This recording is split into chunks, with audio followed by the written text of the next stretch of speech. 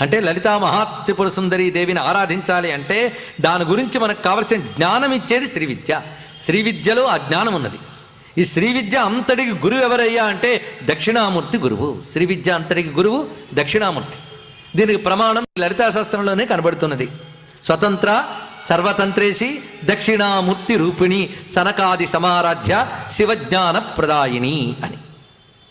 దక్షిణామూర్తి రూపముగా ఇవ్వబడిన విద్యట శ్రీ విద్య.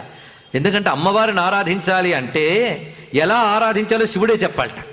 శివుణ్ణి ఎలా ఆరాధించాలంటే అమ్మే చెప్పాలట. ఎందుకంటే వారిద్దరూ అవిభాజ్యులు, ఒకరి నుంచి ఒకరు విడదీయలేం. ఒకరి గురించి ఒకరికి తెలిసినంతగా ఇంకొకరికి తెలియదు ఇక్కడ.